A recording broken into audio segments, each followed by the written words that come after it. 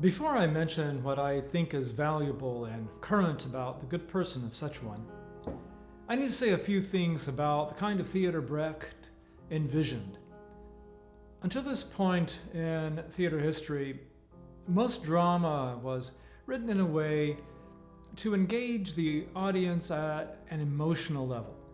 And with the introduction of realism and naturalism, there was a push to present work as if it were really happening, as if what was on stage was real.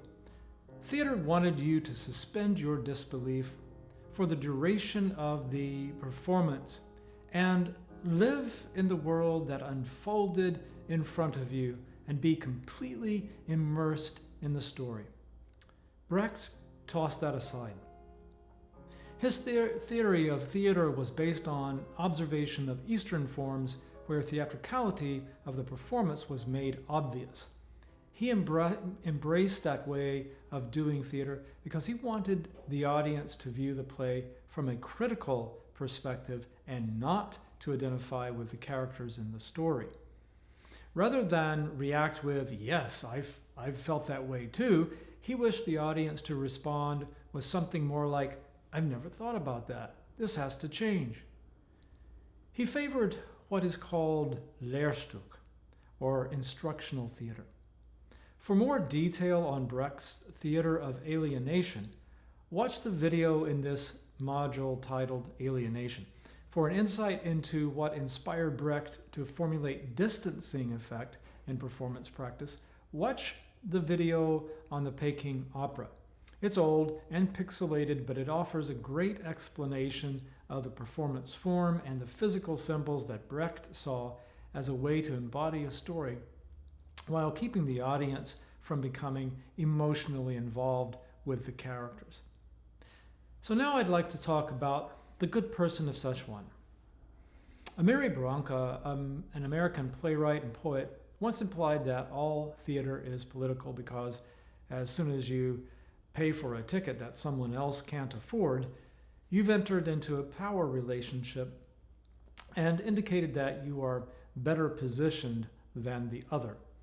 He claimed that he didn't write political plays per se, but Bertolt Brecht embraced it. The Good Person of Szechuan is an example of the kind of political statements that Brecht wanted to make. There are many of these kinds of statements embedded in the play. For example, there's a mention of the inequality between the rich and the poor, the abject ignorance of the uneducated, the political favoritism shown to those who pay bribes, the unlivable pressure to have material possessions, etc. But what I think is most striking is his central message in the play. It's stated in a question: how can you be good in a bad world? So, what does it mean to be good anyway? And how can I talk about it without going into a whole discussion about moral philosophy, which would take us way, way down a path away from this play? I'll keep it simple, too simple really, but I think we can agree that to be good, one must follow certain well-known ethical guidelines, such as treat people with respect, operate in fairness and transparency, do what you say you'll do, tell the truth, don't cheat, etc. So what you see in that short list are all actions, and these acts amount to deeds, good deeds. But then there's reality. You can't always tell the absolute truth. Sometimes you don't know what it even is, but most of the time when you feel you can't, it's because you don't want to cause someone to suffer. Yeah, you look great in those shoes. I can see why you paid $500 for them. But it even gets more complicated. When you're faced with having to deal with corruption at high levels of authority, how do you get what you need in order to help those in need?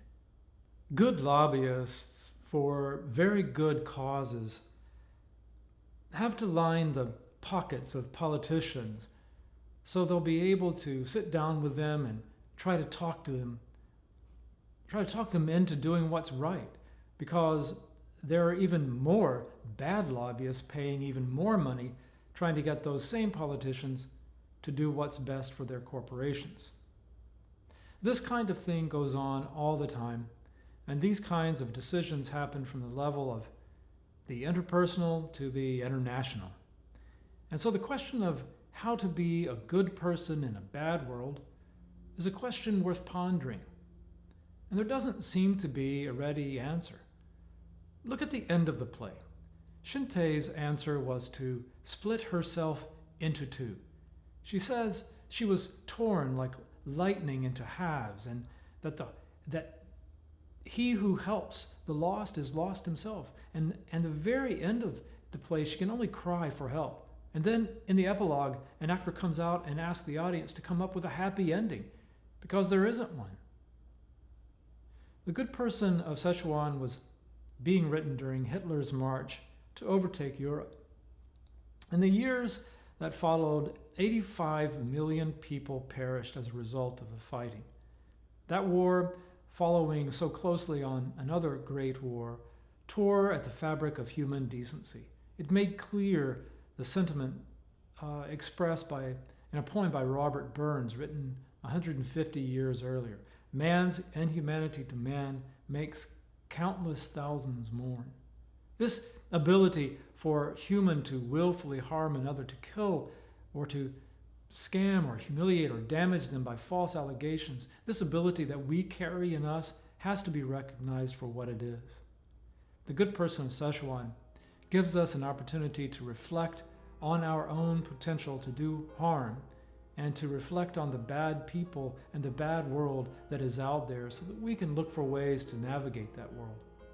The gods have gone home. The factory is ours. The ending unwritten.